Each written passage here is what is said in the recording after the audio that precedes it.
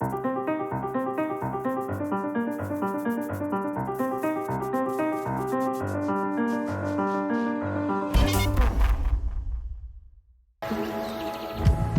is my temple.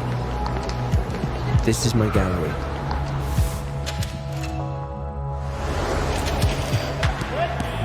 This is my time out. And this is my way in.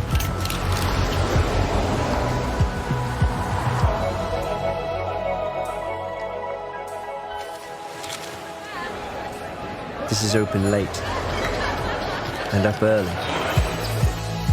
This is space to explore. This is room to grow. This is finding my people, finding my way. This is fun. This is hard. But this is worth it.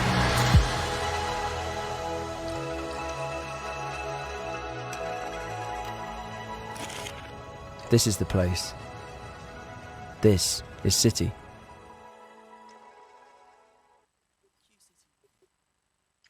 Good morning, everyone, and welcome to the US election coverage brought to you by City University of London's International Politics Department. My name is Albert Constantin Barbulasa, and I am honored to be the first moderator for an exciting lineup of panels that are going to analyze the role power elites and systemic inequality have played in the US election. Our students are going to be split into different panels. Each of the panels is going to discuss topics such as race and gender inequality and how they have, impacted the election that we are currently witnessing, this exciting and unpredictable election that we are witnessing. There will be a panel covering the very, very important economic recovery from the coronavirus pandemic that the eventual winner will have to undergo in order to get America out of the trouble it is currently in. But first, we should start with a panel on national identity and foreign policy, where we are going to look at the two national identities the two candidates, Trump and Biden, are trying to project upon America, as well as the foreign policy changes that we should expect to American foreign policy in case Trump or Biden becomes president. I would like to welcome to this panel undergraduate international politics students Moez Abdul, Jules Middleton, Daisy Grace Cave, and City University PhD student Thomas Furs. Welcome to the panel. Now, the first question that we should start this broadcast with is perhaps the outcome of the US election. So what do you guys think is actually going to happen? Who do you think is going to come on top out of this likely prolonged contest? Hello, Albert. Thank you for having us. Since you know I did not vote in the elections and it's been around 244 years since the Brits have left the American land. However, these elections are very important for the British people and many around the world.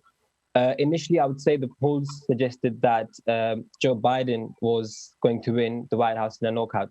However, it seems otherwise. I think Donald Trump has given him a tough fight, and especially considering that Donald Trump is ahead in key swing states such as Pennsylvania and Michigan. So I think it's going to be a really tough outcome today.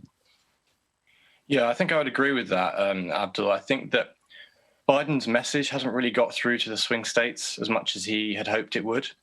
And I think that he has sort of struggled to really have some kind of idea about what he would want to do. And I think that Trump's message, he's played a defensive campaign, but he's held on to Florida. And he's really sort of emphasized his connections with the Hispanic community there by sort of pivoting that Joe Biden is a kind of socialist, essentially. Yeah, I'd have to agree. I would also say that I think it's pretty important that Trump has won Florida. I think that's something that can't really be looked at too lightly, and it should be really interesting to see what happens next. So I think, as Tom said, Florida's a big win, so we'll see what happens. It really is very, very exciting. I think that the next topic we should discuss are the diverging national identities that Trump and Biden are trying to project upon a divided nation such as America. If the results of last night have proved anything, is that America is as divided as ever, and that these two candidates have helped, rather than bridge that divide, they have helped expand it even more. So, a question to all of you: what do you think are the national identities Trump and Biden are trying to project upon America?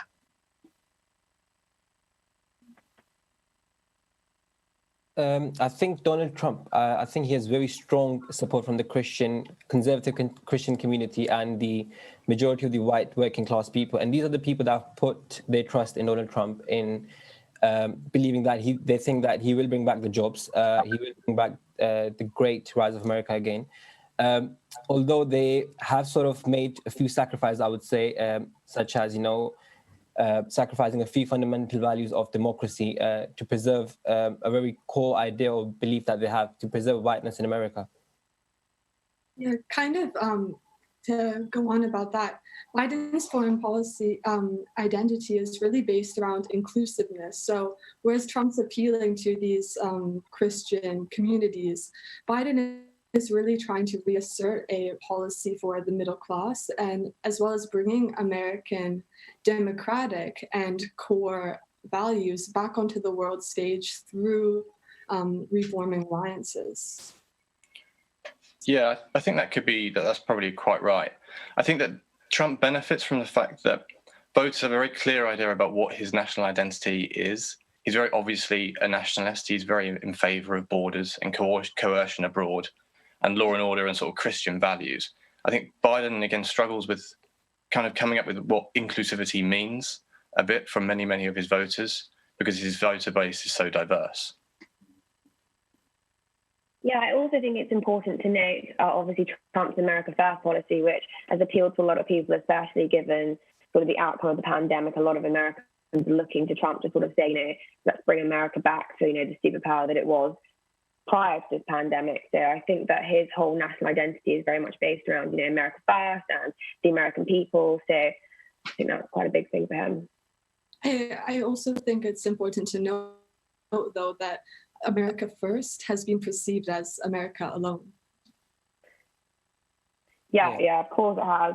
I feel like it's kind of in the time that we're in, a lot of nations are sort of seeking nation first, rather than on the global stage. They're looking for their leaders to say that, we need to get through this as a nation, not so much on a global scale. So I think that potentially the America First ideology has really helped him out really in this election.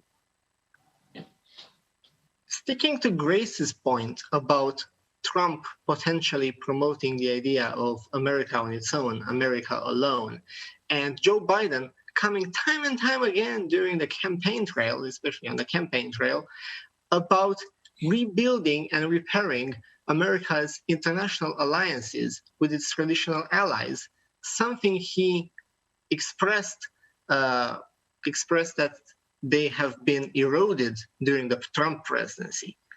So my question to you is, if Biden was to come back in all of these states where he's behind and become president, do you think that he will take America back into international agreements, obviously crafted with America's allies during Obama's presidency, like the Iran nuclear deal or the Paris Climate Agreement?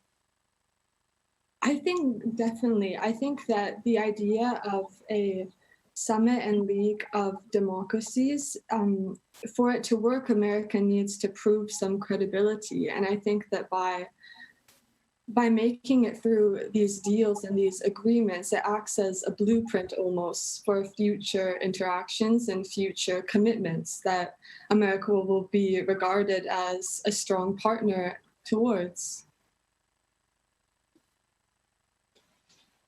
I think I would slightly disagree with that. I think in comparison to that, President Trump, I think he's taking a very reformed, a very calculated approach in forming new alliances. I think there is a realization that the traditional alliances with countries like France and Germany, these countries haven't sort of committed very much to American interests. And so I think Donald Trump is forming new alliances with countries like Japan, India, Australia through the Quad deal, and also with Eastern European countries like Hungary and Poland? Yeah, I think I would add to that, Abdul. I think that he is making a bit of a division between his European allies and his Gulf allies to some extent. I think he's really leaned into supporting Saudi Arabia and the UAE and Bahrain, and with sort of technology exports and arms exports, and using Iran as a kind of way of coalescing them. And I think there's less interests that are shared among Europeans and Americans now. I think that's a kind of thing that will go on whether Biden wins or Trump wins. I think I would add on to that. I think with the Iran deal, I think that was a bit more complicated. I think pulling out the deal was actually, to an extent, beneficial. But at the same time, I think Iran has sort of gone more towards the Chinese influence, and China's actually promised to invest around $100 billion over the next century. So the Chinese influence and the Russian influence within that region of Middle East, I think, has increased massively now, and that is to an extent a threat to the US foreign policy. Yeah, I think in some ways it depends on how calculated the Trump administration has been about its withdrawal of Iran. I think if they have been calculated, they'll have known that if they stayed in the deal, China and Russia will be involved in Iran anyway. So by withdrawing from it, they have the ability, the kind of flexibility to put in more sanctions on Iran. So whether China invests in Iran or not, in some ways it doesn't really matter. Also, I think the other part with the anti-Iran sanctions is that it enforces that European companies also can't work in Iran. That actually bolsters American companies. So I think Trump is sort of merging Wall Street and nationalism in a kind of quite a neat sort of circle there. Yeah, definitely. I think with Iran, I think there was a realization that Iran cannot afford to be economically isolated, and certainly cannot counter the military might of the US. So I think Iran is sort of subdued, especially since the assassination of the Qasem Soleimani earlier this year. There is a realization that there's a better way of dialogue or diplomatic way of sorting out issues with the US instead of actually having a more aggressive policy. Especially in nowadays situation with coronavirus and the worldwide pandemic that we are currently going through. My next question relates to a theme that Donald Trump has brought time and time again during the campaign, especially in a negative way, trying to attack his opponent, Joe Biden, trying to tie his son Hunter to Chinese business dealings, and saying that Joe Biden is a puppet and will be a tool of China. So what I want to ask you is, after this whole tough rhetoric of Beijing Biden, if Trump is going to be elected to a second term, do you think that he is going to take a much more aggressive stance against China than he has taken in his first term? Do you think that this aggressive and confrontational policy that he has, policy stance that he has assumed during the campaign, do you think this is the point of no return for Trump's relation with China? Yeah, I think it probably is. I think that Trump has very successfully moved the dial to be anti-China in the US. And I think that his attacks on Biden, by calling him Beijing Biden and by sort of linking his son with various Chinese companies, is just a way for Trump to get the Democrats to also be anti-China. And I think that he will likely continue to be coercive towards China. I think that he may lean towards some allies. He recently signed a kind of bilateral intelligence treaty with India. So I think that Trump could be involved with more allies against China. I think I would agree with Tom's point. I think Trump will definitely pursue a more aggressive policy, but also at the same time, there is a realization that both economies are very much dependent on each other. But especially with the new deal of the bilateral deal with India, I think India also very much relies on China and US. China has invested heavily in India for infrastructure and many other projects, and India also requires US for the IT firms and many other things. So I think there is a very tough decision, and US is, I think, trying to use India as a more of a ally to restrict Chinese influence within that region. But recently, we've seen that India's sort of failed. It's more like a paper elephant, with the recent aggression shown at the border at Ladakh. India's actually failed to restrict China's military might. I think that there's been a misunderstanding of approach on Trump's part towards the issue of China. He's heavily relied on hard power and this idea that he can fundamentally change the political economy of the country he's trading with. I think that what we'll see in the future, especially with these new alliances with India, is a more smart power approach. We're still applying pressure, but in a more well-rounded way to resolve systemic issues between the two countries, especially regarding trade. I think I'd agree with you there, Daisy. I think that Trump's definitely taking a more strategic, smart power sort of approach towards China. We can see the sanctions that he's recently imposed on China, the 28 billion that then he gave to the farmers. I think the problem with China is obviously the whole coronavirus pandemic, and then he's shifted a lot of blame that way, and a lot of the electorate are looking, for some kind of answers and some reasoning of how this happens and how this is allowed to happen. So sort of by his strategic approach towards China, he's kind of giving some people some answers that they're quite interested in hearing. Yeah, I would just like to add on one more thing. I think for these new alliances, I think it'll be a really tough decision to sort of even out and choose between US and China. But I think for many countries, a rising China is not the issue, the nature of its regime is.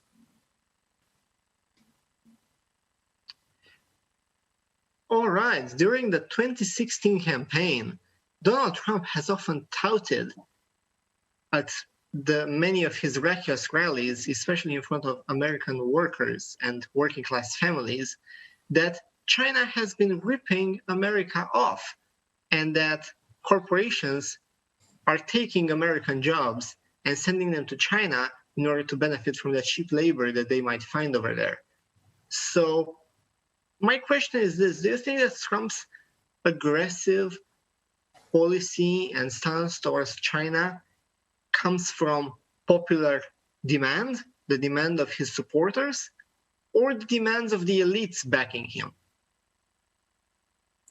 I think it's the mixture of both, actually. For example, in a town called Youngstown in Ohio, GM Motors actually shut down and they moved abroad in China, I think, for cheap labor. And I think that's true.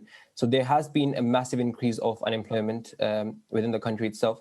But at the same time, Trump has received massive funding through many energy-based real estate billionaires, and these are the people that have sort of funded him during the campaign. And the policy that he's going to be pursuing are very much in relation to what these elite businessmen want in their interest. Yeah, I think I would add to that. I think that Trump's sort of inner circle of advisors have been quite anti-China as well. I think that if you think of him in the Oval Office, the voices he hears are always anti-China. I think particularly Mike Pompeo and Mark Esper at Defense are particularly important in that. I think Mike Pompeo is particularly interesting because as Secretary of State, you sort of assume that he's more diplomatic and more interested in diplomacy, but he's been more focused on hard power still. So I think that there is a sort of popular demand for anti-China, but I think it also comes from sort of elite power as well. Final question, and this is addressed to all of you. The two platforms that Trump and Biden have put forward, for Trump, it's more like the 2016 Republican platform. The foreign policy sections, looking at the promises that they've made, looking at the policies that they might seek to implement, how would you classify their philosophies, their rationales within the IR theory spectrum?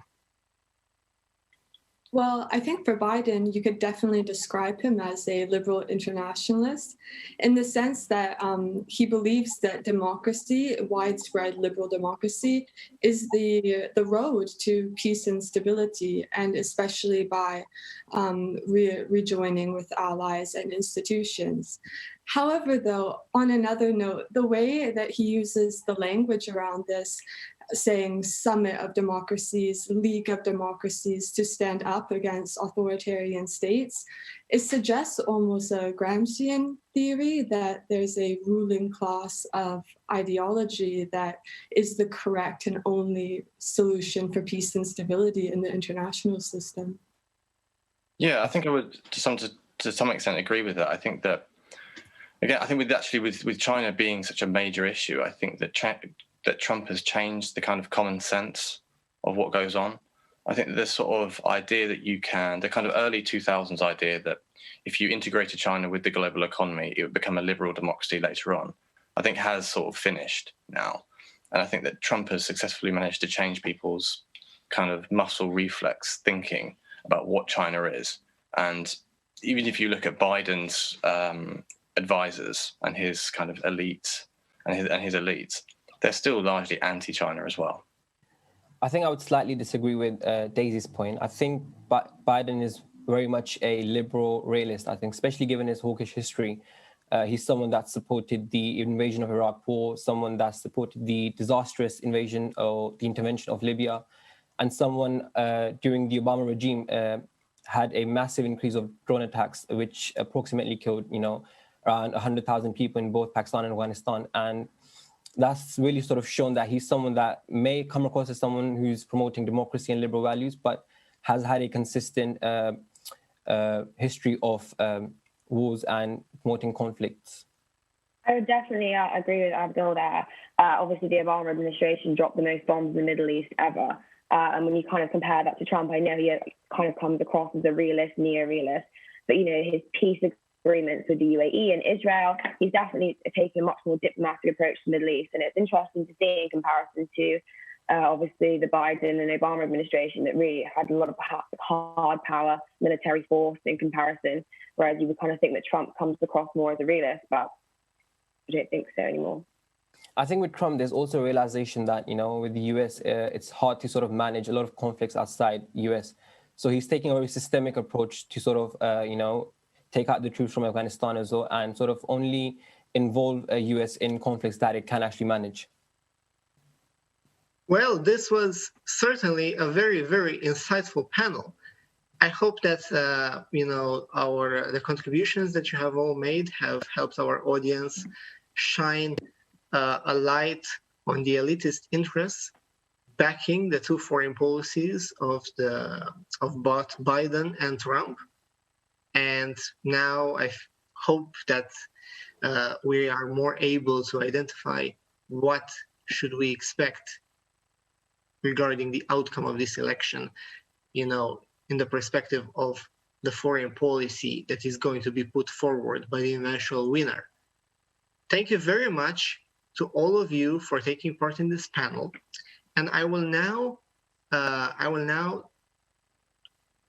change to an interview with Professor Amnon Aran, the head of the International Politics Department at our university, that was kindly taken by one of our colleagues, Vittoria. Cardiff, please play the Amnon Aran interview tape. Good morning, everyone. My name is Vittoria Cecchini, and I'm a third-year international politics student at City University of London. America's foreign policy towards the Middle East has long been a fiery topic of discussion, especially for the people living in this region, as their lives have constantly been affected by the decisions made by the US and its allies.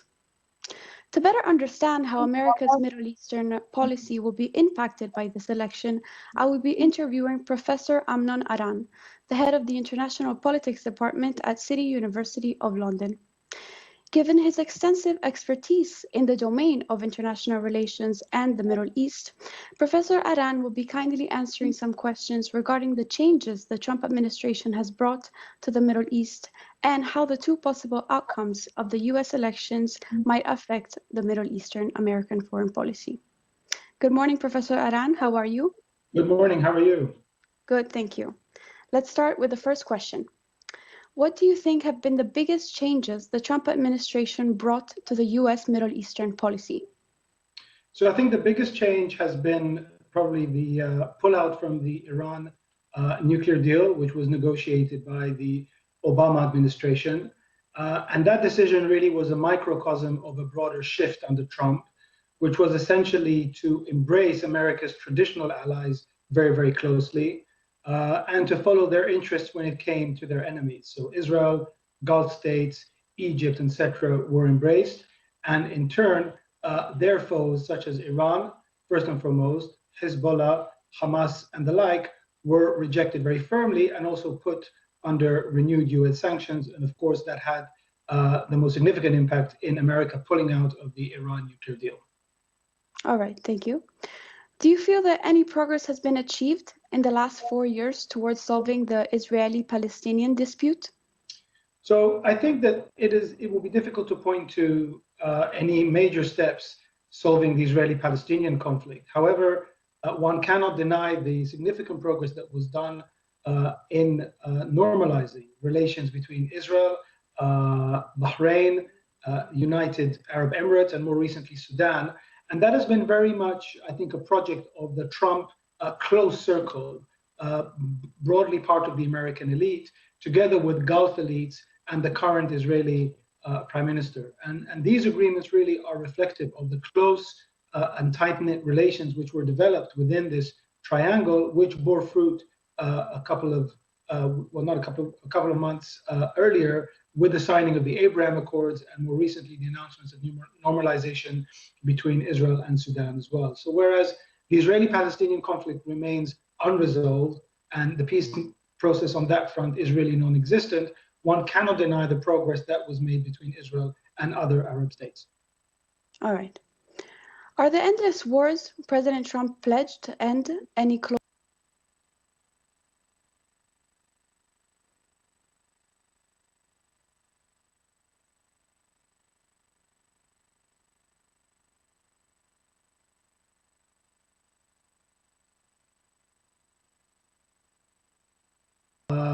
What we have seen under President Trump, and that is again maybe the second biggest change, is a continuous disengagement of the United States in relative terms from the countries that the US was involved previously, such as Iraq and Syria.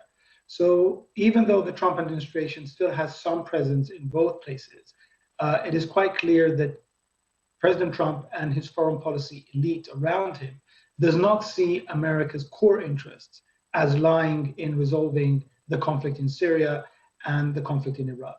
So whereas for the United States, perhaps these endless wars have not completely ended, but the US's part is much smaller, for those countries on the ground, such as Syria and Iraq, the wars do not seem that close to an end at the moment.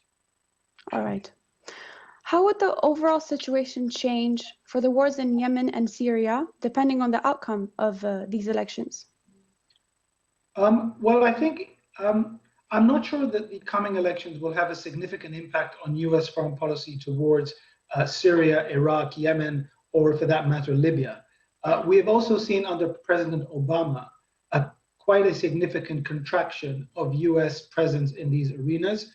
And already under Obama, we have seen the US invest fewer resources in what was called in the 2000s the global war on terror. So whether, even if Joe Biden would win the presidency, I don't see a resumption of the significant role the US played in the Middle East during the George W. Bush years. And I would imagine that we would see more or less the same kind of policy, barring, of course, the unforeseen. The only change that we might see, but again, not particularly likely, might be in a perhaps closer or more amicable relationship with Iran, given that the Obama administration, in which Biden was a vice president, did, after all, broker the Iran nuclear deal. But given that so much time has elapsed, and given that the US allies in the region have made it clear that they would not want the US to re-engage with Iran, that is by no means an assured result. All right. And talking about the influence of US Middle Eastern policy, how will the US Middle Eastern policy change if Trump wins re-election or if Biden becomes president?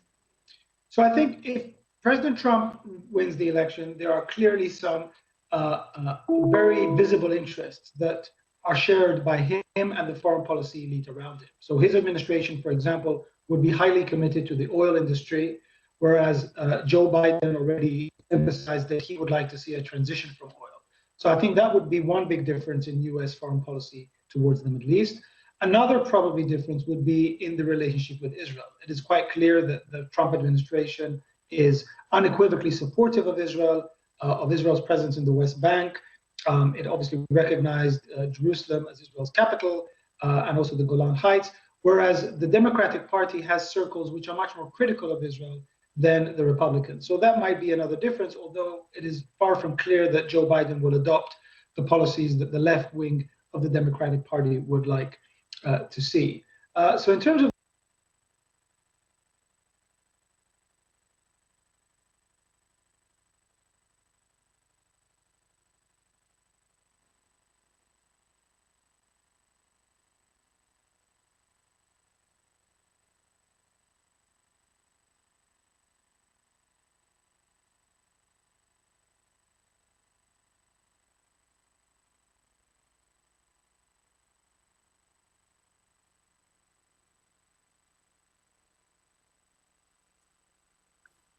Hi, good morning, everyone.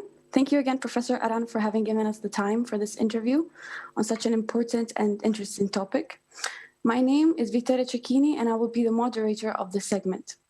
The segment will touch on race and gender inequality within the American elitist system. We will be having an all-female panel with international politics students from City University of London, Anne Shirley, Isabella, Clara, and Marwa. So let's start with the first question. In the recent year, we have seen a major outbreak in civil protest for the Black Lives Matter movement. Given that these crucial events happened during the running of the 2020 US election, I would like to know sort of your point of view on the effects of these protests on the US establishment and the elections as well. Hi, good morning, everyone, and thank you, Victoria. Part viral social phenomenon and part modern civil rights movement, it's indispensable to understand the roots and significance of the Black Lives Matter movement, especially as it's been making waves and headlines as one of the most poignant movements of 2020 and is truly a make or break point for the presidential candidates. Merely starting from a string of social media posts in 2013, 2014 truly marked the transition from social media discussion to a rallying cry, a nationwide organized movement echoing parts of the civil rights movement and bringing together thousands of people to engage in a peaceful protest. Yes, and if I can add on, that is kind of in the same way of the direct action plan of the early 60s, leading to the iconic sit-ins and the large-scale protest of the civil rights movement at the time. However, today, I would say that the Black Lives Matter has self-proclaimed its identity as not your grandfather's civil rights movement, and its aspirations of the movement go beyond civil rights, and it is a human rights movement. I would also add that the Black Lives Matter movement draws on common themes from previous civil rights movements, and it is truly a marked departure from previous chapters of the centuries-long struggle for Black freedom and equality in America. Right, so from what Marwa said, what are your thoughts on the impact of social movements in US society? It is evident that social movements are endemic to American life and play a big role in its history, and also it has shaped and influenced its policies and its culture. What distinguishes the social movements of the 1900s to those of today is how easily events can be recorded in real time and shared within seconds on social media. So the proliferation of videos from cell phones and body cameras provide a vivid picture of the casual and often fatal abuse of Black Americans by the police. The ability to expose such actions and to have millions of people around the world be witness is really what prompted the worldwide support of the Black Lives Movement this year. Yeah, and sorry if I can just jump in here. I think that it's time that the authenticity of the support of the movement should be questioned. I mean, given the height of the protests in June, there's really been an absence of, I guess, meaningful nationwide embrace of police reforms. And I guess it's just unclear whether Black Lives Matter will actually be a force for change to tackle institutional racism in the future, rather than just temporary action. I mean, is it a force for change or is it just a trend? I guess this highly depends on the long-term plans of whoever is elected for president. Yeah, it definitely does depend on that. And given that Trump failed to publicly condemn white supremacy during the first presidential debate, what does that really mean for Black Lives Matter under a continued Trump administration? I definitely agree with what you guys said, but I think we should also touch on the fact that many companies such as Nike, Sony, Walmart, they have pledged millions of dollars for social and racial justice after the killing of George Floyd, and many other companies have taken a stance to support this movement. This, however, have led to a surge in brand activism, which is essentially that brands take a stance politically in order to match with the consumer behavior. This can be seen in a survey in 2018, which was taken in 35 different countries. The results shows that 64% of consumers would reward firms which they see as engaging in some kind of engagement. And I think that's really important because you can see that the surge really would spark several questions about companies and corporations. Because with the movement and its historical and political significance in order to battle institutionalized racism and how it's become a substantial issue in the past years, the important elements to look at in this matter is whether these companies are actually taking a stance both externally and internally. Unfortunately, it does seem like not a lot of companies are doing so, but notably in the midst of the worldwide Black Lives Matter protest this year, the co-founder of Reddit, Alex Ohanian, announced his resignation, and he also urged that his position is replaced by a Black candidate. Not only that, but he said that he wants to use his future Reddit gains to serve the Black community. So Reddit is a very good example of a company that is not only supporting the Black Lives Matter movement, but is also taking that extra step to ensure that there is a long-term racial equality. Yeah, and we can also take a look at a recent study in 2020 that showed that only 4 out of the 500 biggest corporations in the United States only had a Black chief executive. This example is one of the many instances where we can see that companies are promoting equality in order to further their own interests and customers without actually making changes from within and implementing them on the inside. Big corporations and their massive $1 million contributions can lead to many minority leaders becoming engulfed by large corporations and institutionalized to work from within political structure rather than to try and pursue beyond these structures and changing them from the outside. Yeah, thank you, Marwa, because I think at the end of the day, in the long run, is it actually enough for these companies to just donate money and, claim that they're taking a stance without actually implementing the same ideas and fighting against the racial prejudice within their own companies, rather than just furthering their own interests in order to increase profit? And I guess to tackle these issues and suppress inequalities, it's really important for the companies to take a good look at themselves and evaluate their own systems and start from within. Right, thank you. Really great points. Now, talking about the US establishment and systemic racism within the justice system, Ruth Bader Ginsburg's passing this September and the nomination of Amy Coney Barrett has been a crucial discussion. As we know, Amy Coney Barrett has been the first woman to be put forward by a Republican president to be a Supreme Court judge since Sandra Day O'Connor, that was nominated by Reagan. So how do you think that the nomination by Trump's administration will affect the Supreme Court justice specifically for women? Firstly, the late Ruth Bader Ginsburg has had an exceptional career as the Supreme Court judge and has been a pioneer for laws in favor of equal rights for women. She has become the first female member at the Harvard Law Review and started to place herself at the forefront of issues important to women. And in 1976, Ginsburg co-founded the ACLU Women's Rights Project and argued gender equality cases before the Supreme Court, and then later was appointed to the US Supreme Court by President Clinton in 1993, making her the second woman to serve in America's highest court. Ginsburg was able to beat the odds and thrive in law, which was really a sector where women did not really have the opportunity available to them to do so.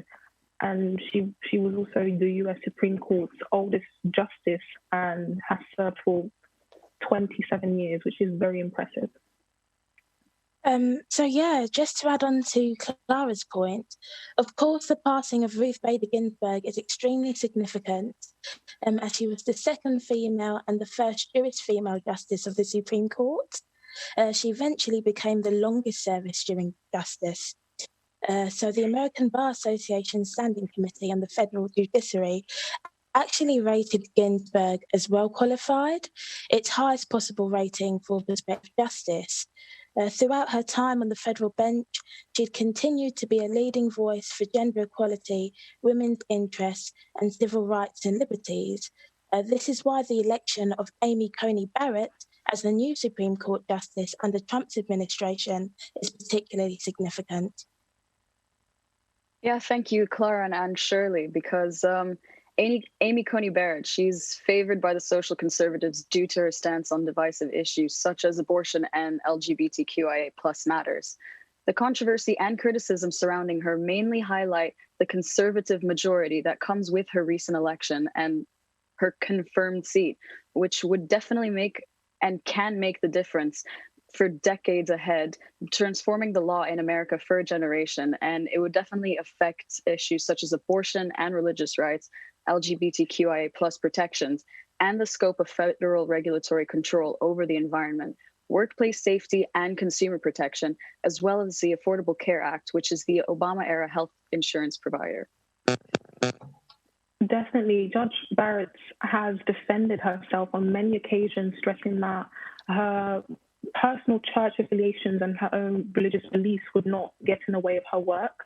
But I think it's important to consider that she has been linked particularly to the conservative Christian faith group, People of Praise, which has been much discussed in the US press, and many advocacy groups for LGBTQIA and pro-choice have voiced their opposition and concern to Judge Barrett's confirmation. Definitely.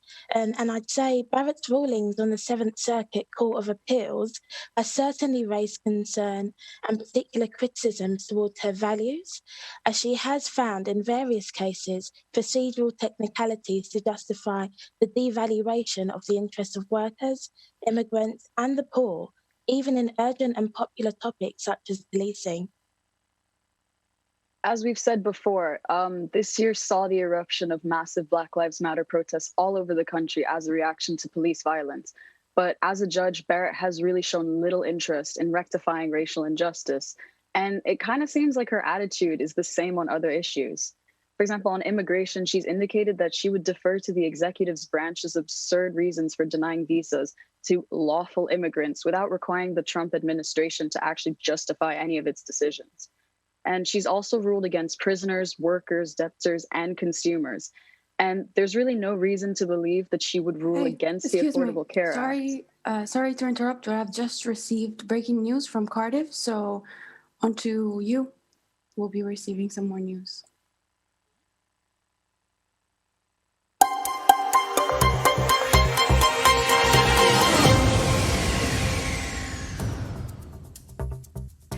Good morning. There is still no answer to the question of who will become the next United States president. According to CNS, it still seems that Joe Biden is currently taking 220 electoral votes, while President Trump is taking 213. In total, they both need 270 electoral votes to win the presidency. All eyes are currently on the Midwest. Especially decisive will be 4 key battleground states: Pennsylvania, Wisconsin, Michigan, and Georgia. They all began Wednesday with tens of thousands of absentee ballots uncounted. Specifically in Pennsylvania, they counted only 39% of the mail-in ballots which they has received so far.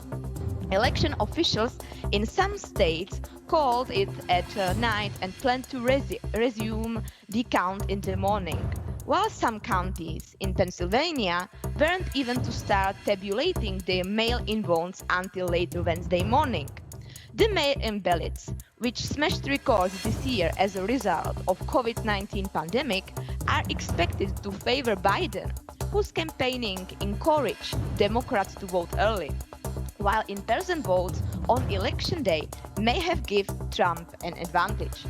What is interesting is that it seems Joe Biden is continuing leading in Arizona. This swing state currently gives to Biden 51.8%, while to President Trump 46.8%. The border state, with 11 electoral votes, has voted Republicans since 1957.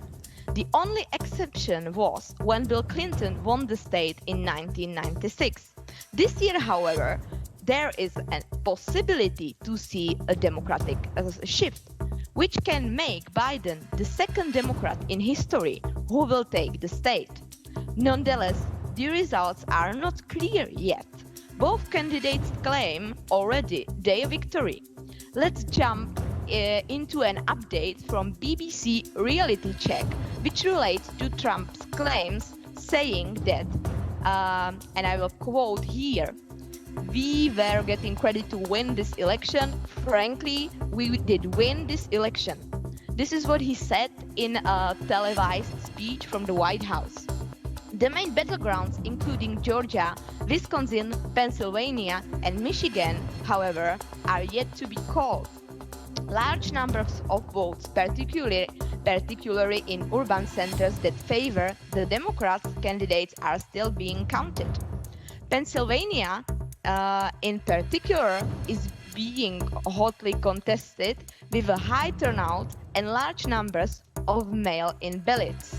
So the counting is expected to go on for days. And here is another quote from the current president. "Most importantly, we are winning Pennsylvania by a tremendous amount of votes," he said. Trump is currently leading there with 55.7% to Joe Biden, 43%. With 74% of votes counted. However, Philadelphia, the largest city in the state, has only reported 48%, and it leans heavily towards Joe Biden. It's the same picture of the Midwest states, Michigan and Wisconsin, which remains on a knife edge. However, also in this case, President Trump called that we were winning Michigan, and he expected to reach a victory there. So now I would like to continue to a CNN report on a reaction of Biden campaign manager who responded to President Trump's speech, calling it outrageous, unprecedented, and incorrect. He said that it was Millie Dillon who said that Democratic campaign they will not stop counting, and he referred to the fact that President Trump wanted to go to the Supreme Court regarding the counting procedure. So we will see how the results will develop. Now it's all from me. More later. We are heading back to you.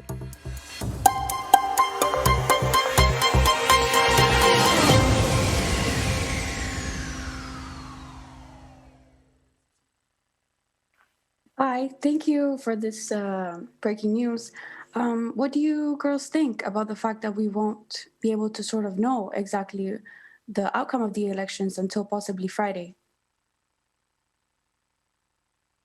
I definitely think that it's a lot of balls in the air, a lot of stress. Really can't make any positive or negative predictions towards the outcome. But what we can know for sure are some of the things that already have been confirmed, such as Amy Coney Barrett's confirmation. I don't know. What do you guys think?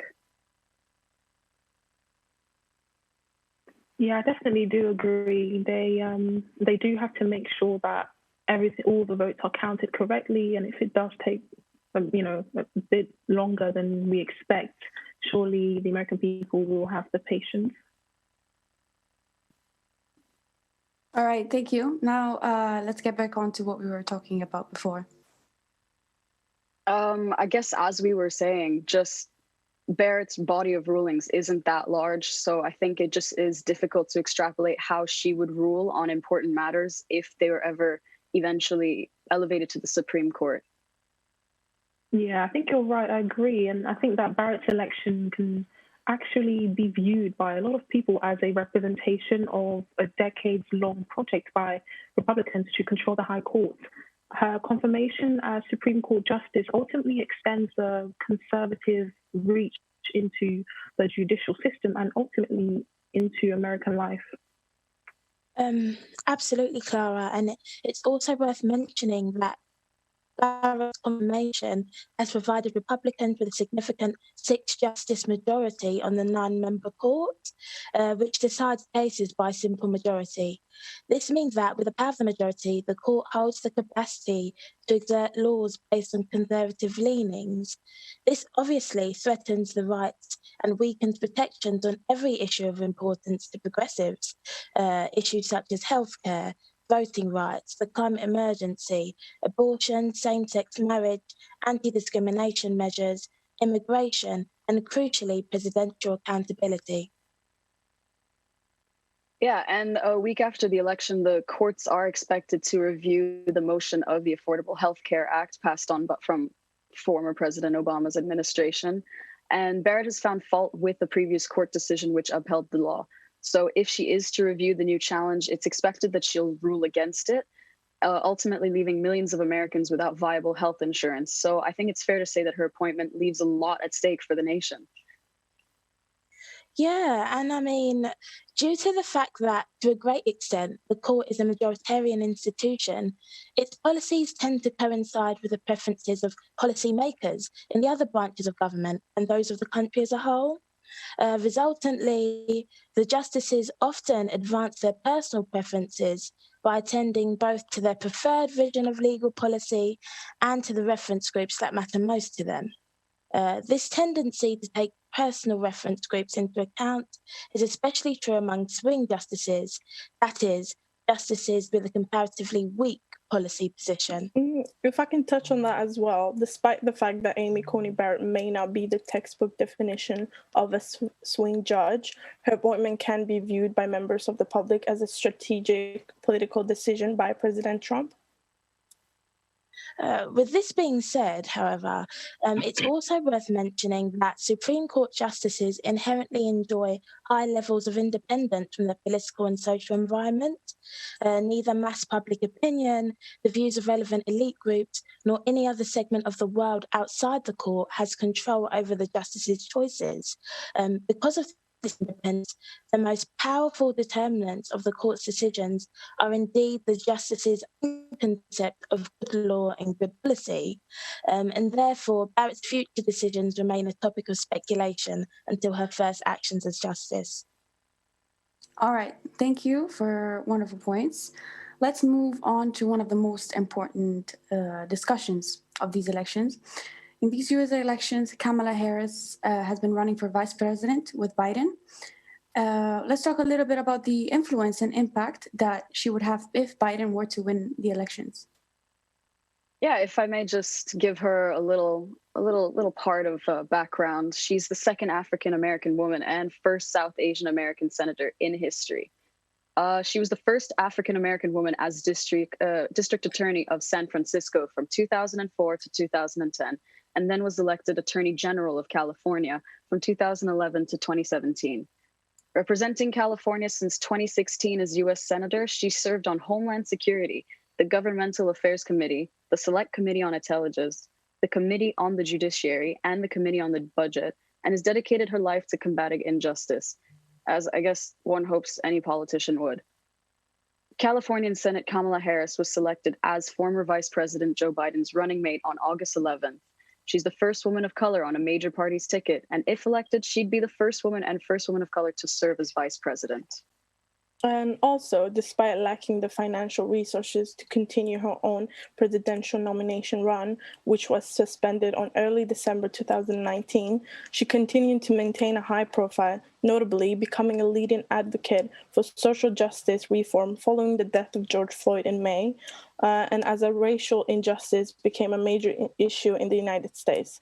Democrats called on Biden to select an African American woman, a demographic that was seen as vital to his election chances as his vice presidential running mate. In August 2020, Biden chose Harris, making her the first Black woman to appear on a major party's national ticket.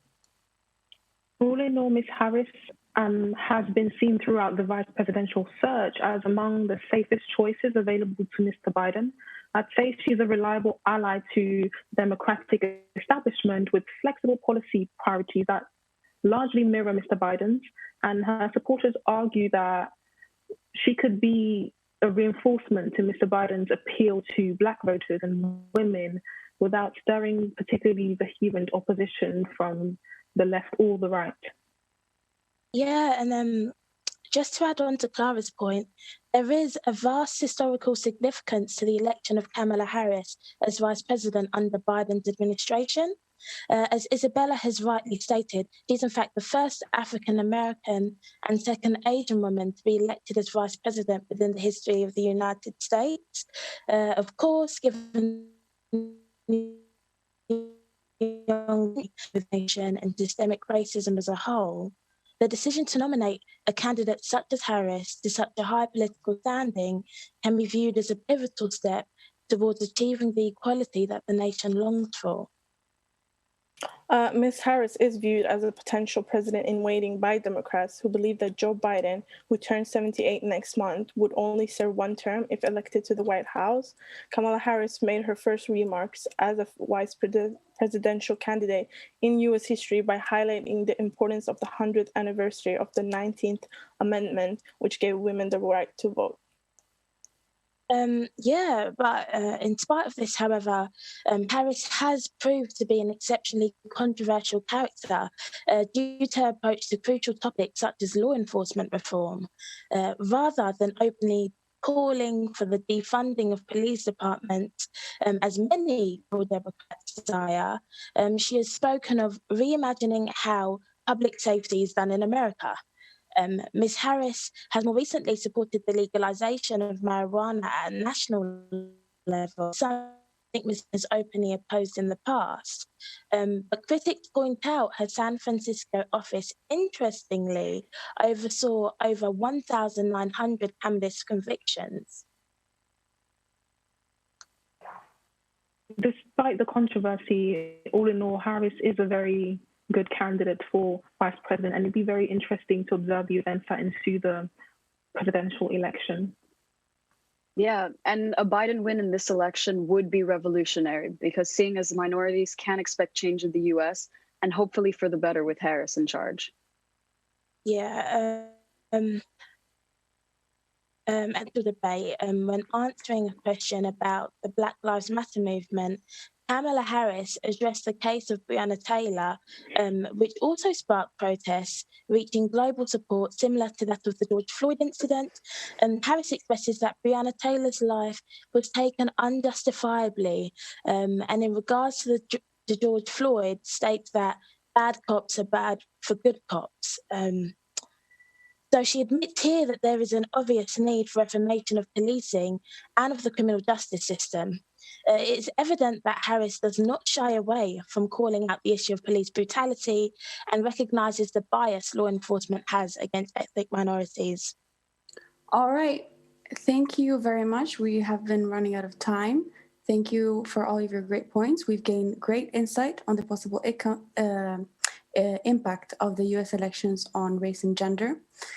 Now, Andrew Flanagan will be the next moderator for the last segment that will touch on the economic context of the coronavirus for this presidential election. Andrew, on to you. Good morning. Thank you, Victoria, for leading that all-female panel, the discussion on race and gender. I think race and gender perhaps increasingly becoming two of the most important lenses to look through as we look to our political and financial futures. So as Victoria said, we're going to move the discussion forward now to the economic context of the coronavirus for this US election, with panelists again from Citi's International Politics Department, Adam Zuhar, Benedetta Guzmano, Ellie Perry, and Vincent Masterson. So this pandemic has left America facing the largest budget deficit since the financial crash in 2008. How might this deficit be dealt with, Ellie? So the current budget deficit arises when the government spending is greater than the tax revenue. And the two clearest ways of reducing such a deficit are through lowering government spending and through increasing taxation. If we're taking the current pandemic alone, we can see that lowering government spending isn't really a viable option.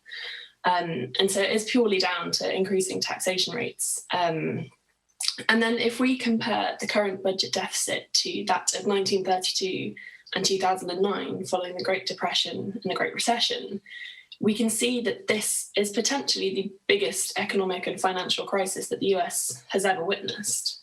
In 1932, the budget deficit stood at $2.7 billion. And then in 2009, it stood at 9% of the GDP at the time.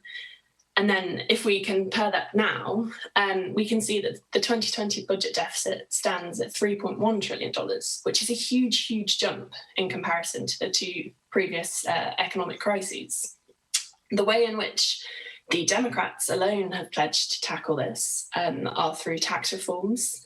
So they've also pledged to crack down on overseas tax havens and to close loopholes. Joe Biden himself has declared that tax reforms will take place and they will be targeted at wealthier Americans and larger corporations.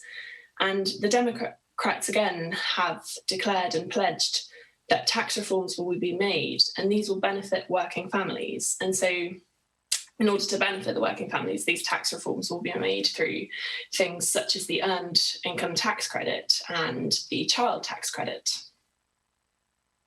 Hi, Eleanor. I just have a question for you. How would you comment on the possibility that increasing the corporate tax for America is going to be detrimental to its economic recovery in the next coming months? So I think if we begin at the top, I don't think there's a miracle solution to this budget deficit. But beginning at the top is perhaps the best place to start because the wealthier corporations, the wealthiest Americans, they can, in blatant terms, they can afford to increase their taxes and pay higher taxes. The poverty levels in America and the unemployment rates, they're all rising. And if you aim taxation increases at the wider society to begin with, those levels will only continue to rise. So starting at the top and working your way down, I think is, like I said, there's no miracle solution, but I think it's the better way to begin because it allows smaller businesses, individuals, and the wider society at large to rebuild themselves and kind of get back on their feet before the repercussions come in again. One point I'd like to make is about whether the budget deficit is as important as we once thought it was. We're told, especially during the ages of austerity around Europe, the UK and the USA, that it was important to fix the roof while the sun is shining so that we could afford to borrow more in the case of crises.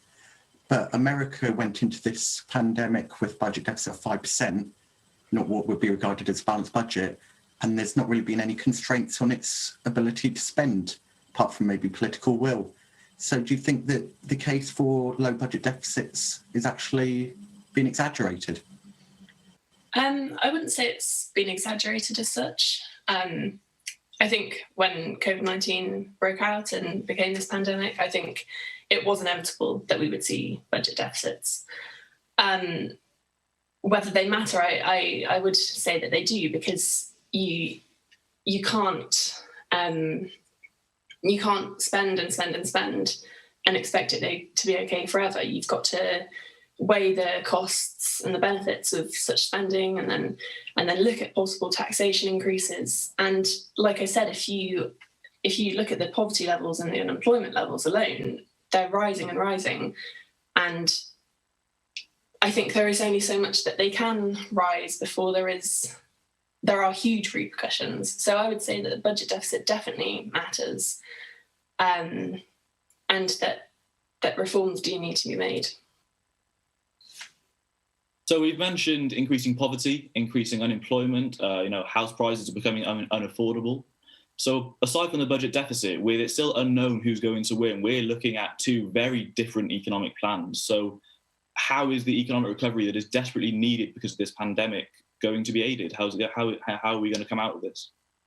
Thanks, Andrew. I'm going to take that from here. As far as the economic recovery is concerned, the elected administration certainly have a challenge ahead of them. The uncertainty of the coming months will dictate to even what extent America's economic recovery can take place. And not to sound like a weather forecaster here, but as the temperature drops in the coming months, the US, just like other countries, will without a doubt face many challenges for small businesses, shops, and restaurants, definitely not aiding the recovery of any kind.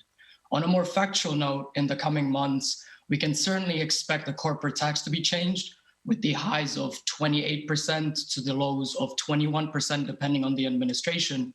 And we need to take into account that the WHO has emphasized the importance of balancing economies with measures taken to slow down the pandemic.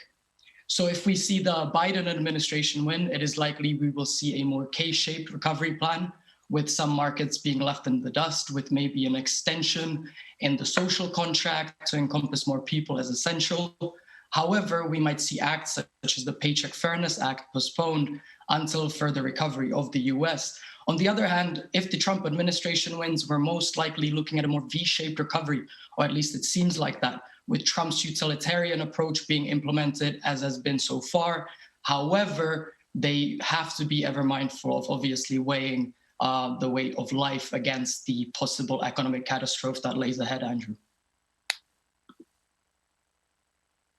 So, of the two candidates, which candidate do you think is the better plan for ensuring that America is able to build back better?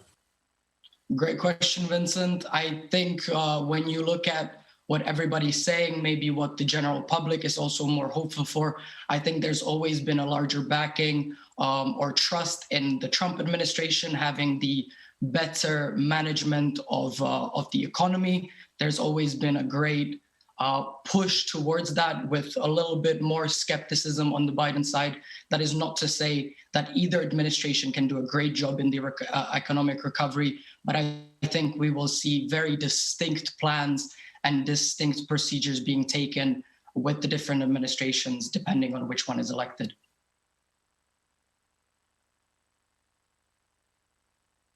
So again, with very differing policies in a weak economy at the moment, something that I think we should discuss is the issue of the Federal Reserve. So again, there'll be very different approaches regarding the Federal Reserve. So why is it an issue? I think, Andrew, that it's an issue more so if Trump does turn out to be the winner. A big part of advanced economies at the moment is the independence of their central bank and the trust that the international investors and America's people have in its institutions.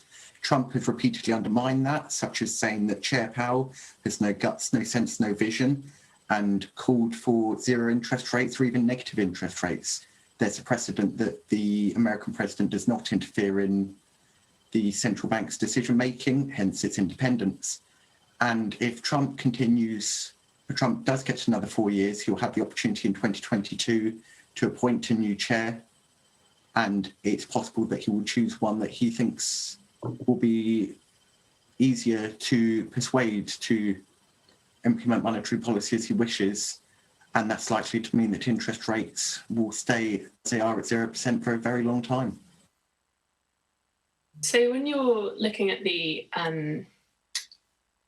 fact that Trump can re-elect somebody to the Federal Reserves in 2022, would you say that it's going to only boost this idea of elitism in American society, and so it's going to be very much Trump power everywhere? Yes, I do think it would be Trump seeking to increase his power. Something that politicians often don't like is having the lever of economic policy taken away from them. This is not new. Back in the 1970s, Richard Nixon and Arthur Burns had a dispute on the correct monetary policy path, and ultimately Richard Nixon won out on that for the detriment of the US economy. So yes, I do think it will be Trump trying to get even more power over the American economy, something he... Hi, the Federal Reserve has in the past stated that they are prepared to give as much stimulus as is necessary for the next stimulus package that no doubt the next administration is going to send out in the coming months. I just wanted to ask you, Vincent, what do you think how this affects the playing field here in terms of the Federal Reserve having almost, as they say, an endless amount that they are willing to contribute towards the stimulus? I think that's a great question. There's recently been a question of how much more can the Federal Reserve do.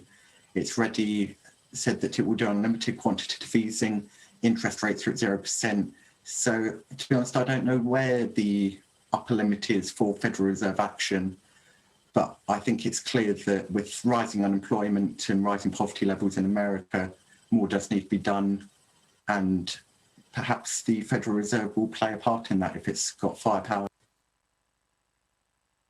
So one final question from me. The Fed stated in a Bloomberg article earlier this week that they desired this idea of a partnership with fiscal policy. Do you think if the Trump administration wins and retains a second term, do you think this partnership is likely to come about, or is it more likely with the Democrat leadership with Biden? I think the question will be, to what extent does the Federal Reserve maintain its independence in that partnership? We know that loose fiscal policy and loose monetary policy is best for fighting a recession, but it needs to be on the independent central bank to decide how much is the right level of support. I think if Trump wins the election, then the interest rates will stay lower for longer and there'll be more political interference, whereas Biden will allow it to run its course for the betterment of the US economy. So something that's been quite unusual in this election is very unique to this election is, it's 10 a.m. in the UK and it's still very unknown who's going to win. So let's talk about the possibility of a Biden win. Now, we don't know if in that situation, if he will have the support of the Senate. So Benedetta, with that hanging in the balance, how might a Biden administration implement their policies on healthcare reform and on climate change without the support of the Senate? Yes. Okay. So thank you, Andrew, for the line. I think it's worth mentioning that if Republicans do not, if Democrats actually lose the lead of the Senate, that would be quite of a backlash, since according to several political analysts, as Nate Silver in the weekend, it gives 78% chance that Democrats will keep the lead of the Senate. But we've got to consider a scenario in which Biden takes the White House without Senate backing. And in this political environment, Biden, we have to deal with a very complex situation. And in this case, he could firstly exploit his executive power as a president, which is a path that both Obama and Trump followed during their mandate when they could not have control of both houses. And this approach ended up, though, in very unsatisfactory results and fragmented results, as it happened when Obama wanted first to build on the Affordable Care Act and so expand the Obamacare, and when Trump wanted to repeal it. And so it would be better for Biden to avoid bypassing Congress and trying to implement social reforms by means of legislation rather than exploiting his executive powers. And so it is to be said at this point that the current pandemic definitely boosted the idea into the public opinion that there is a strong need for an healthcare reform, especially more than any kind of climate change reform. And this is, we could say that the pandemic exposed the fragility of the American healthcare system. So this could be a sort of input for Biden to convince, it could have been an input for Biden to convince larger part of voters to embrace a public option into the healthcare system. Because this is exactly what Biden wants to do, is to not applying exactly the Medicare for all, which is a social reform on the socialist agenda, but rather expand the healthcare insurance coverage for more social layers and introduce other reforms to challenge the pandemic. So I believe at this point that the healthcare reform is a priority, since at the moment it is perceived as a threat rather more than any kind of more the environmental issue itself. And for instance, Biden has been much more moderate in his relationship to the Green New Deal, which is not embraced yet. And I believe fracking is a good example of this moderate approach, as Trump has been trying to, obviously for his political gains, to convince the public, especially the Rust Belt states such as Michigan, Ohio, Pennsylvania. At this moment, it is crucial that Biden wants to ban fracking, but he obviously disowned this idea because the states, he stated that he wants a gradual transition of the economy from an oil-based economy to a more sustainable one. And so, as a matter of fact, he did not want to, let's say, alienate key voters in swing states that rely heavily on oil exploitation, such as Pennsylvania or Michigan or Wisconsin. And you talk about the importance of healthcare in this election. We know that Biden is offered more government-supported healthcare and an expansion of that, and Trump didn't, and yet the vote have almost been split in the middle as the results are so far. So do you think healthcare is as important an issue in this election as we thought it would have been? Well, yes, it is, in the sense that without, let's say, in pre-pandemic levels, probably Trump would have been much more chance to take, again, the lead of the country. But at this point, I think that the problem of healthcare is at the same level of any kind of social issues that we have in the country. And so this is kind of, again, helped Biden's campaign to go forward and let's try to convince the American people that there's a problem, that there's a lack. And so, yes, any kind of social reforms must entail the reformation of an healthcare system. And even in pre-pandemic levels, the problem of healthcare never disappeared, it's never been neglected. As a matter of fact, we didn't have a pandemic during Obama's mandate, but this didn't mean that he didn't come up with a good plan, which is the Obamacare, and he wanted at a time expanded. That is the same thing that Biden wants to do by now. And so maybe Americans do not see the problem right away, but they know that there is a lack. And the more infections we have, the more the problem increases, and the more is the need for an healthcare reform. So let's say that in months, maybe in weeks, the fragility of the healthcare system will be dramatically exposed. And so Americans will understand how they actually need an healthcare reforms right away in their agenda or in their president's administration. But would you not say that, that, in my opinion, I don't think the coronavirus has been at the heart of this election. And would you not say that it shouldn't, you just said that we can see that the problems are there in the healthcare system, but it may take Americans a little while longer. But would you not say that it shouldn't be a matter of weeks before we see the cracks in the healthcare system worsen? And would you not say that it should be at the heart of the debate now, and it should have been at the heart of the debate from the very beginning, even before the pandemic? Well, definitely it is, but until you do not see, it's always like this, especially in the United States, until you don't see a problem face to face, like imminent and radical at a glance, you don't realize the impact of it. And so the infections raise at exponential level. And so the more people are infected, the more that they need medical support. And so they go to the hospital, they don't have free testing, they don't have personal protection equipment. And so they understand. And this is always a matter of how you can perceive things visually, how you see that if you're the one to have the problem, if you're the one to get infected by COVID-19, you are the one who need the healthcare, who need care. And so the problem is embedded in America, because it's something that the public option of the healthcare system, something that stays in the entire, let's say, president's administration.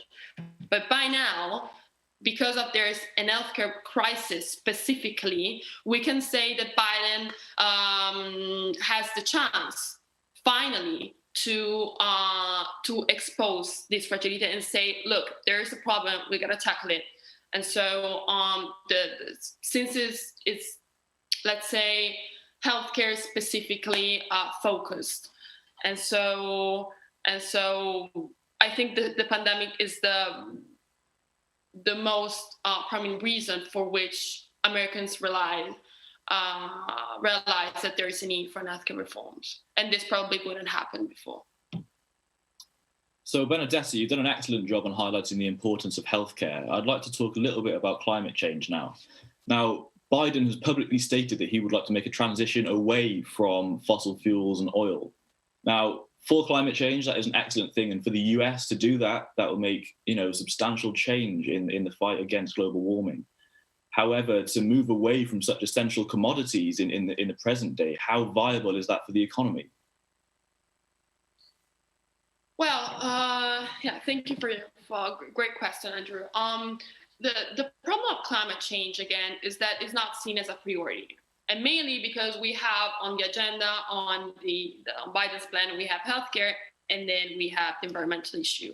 But generally, apart from tackling the environmental issue itself, it is really hard to say that Biden is going to implement the social reform tackling climate change. Generally, because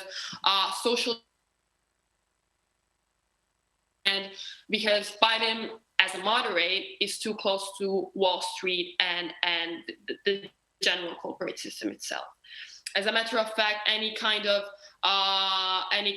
gradual transition, any kind of investment that the Biden plan for climate change has, which is about $2 trillion in 4 years, so it says by 2035, need an intense corporate taxation. So through a progressive taxation is going to implement all the sustainable energy and the transition. And so we have to say that, again, he has to find a compromise between the left Democrats and his general supporters with Wall Street investors and the general, let's say, corporate system. And so I believe that he's going to do it. He's going to do it gradually, because he didn't say.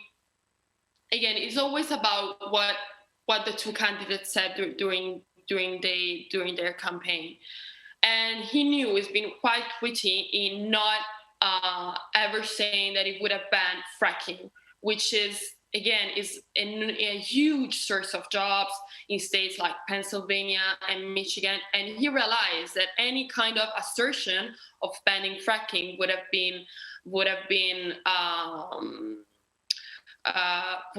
let's say, signed the support for Trump from those states, and that's he kind of he kind of